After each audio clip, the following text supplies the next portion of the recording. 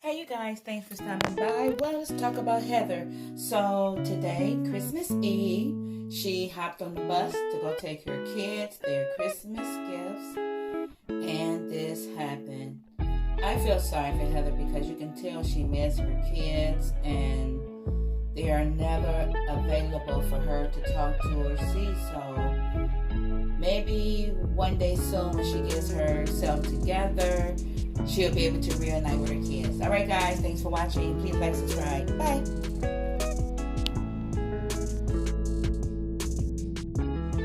Anyways, the situation with Alexis is that on May 26th, after 3 years of seeing her at any time, they never once told me I couldn't see her. Her father and I didn't really get along, but we also didn't really fight, one of those relationships.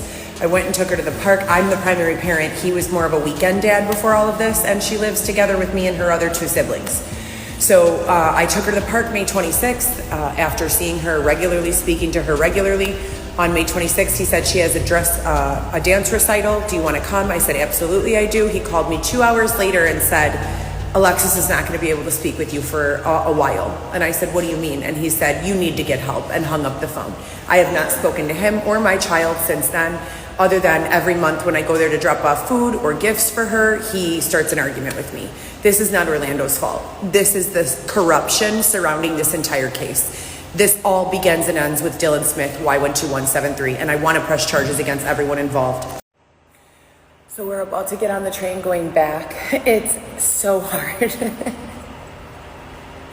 You guys are never going to have any idea, I hope.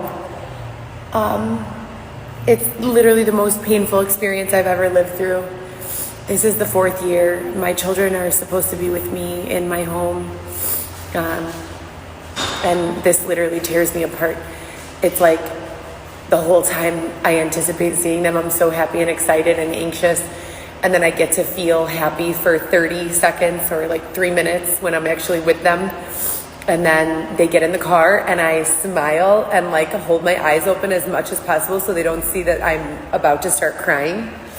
And then I cry and try not to mess up my makeup because I have to go drop off at the other kid's house and I don't want any drama there. Milwaukee West train number 2716 to Chicago. That's us. So we're dropping off Christmas gifts to the kids today, all 3 of them. Hold on, babe.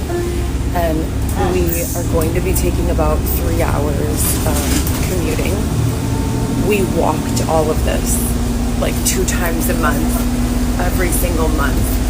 The only reason we are able to go on the bus is because of the lock that we have on our stuff that allows us this one time to take the bus, but usually we can't even bring all our stuff on the bus, so we literally have to walk, or I don't get to see my kids, so I always choose walk. So the situation with Alexis is very confusing because all 3 of my children have lived with me full-time at least 4 or 5 days out of the week their entire lives until Dylan got home from prison and all of this drama began.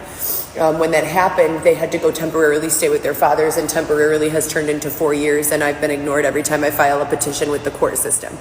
I have legal custody, but I have nowhere to live.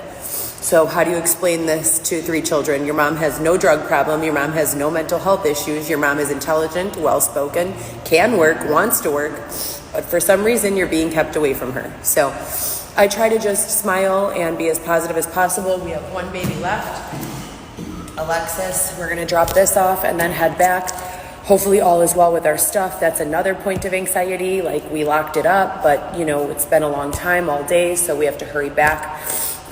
Anyone who's donated, again, thank you guys so much. I really appreciate it.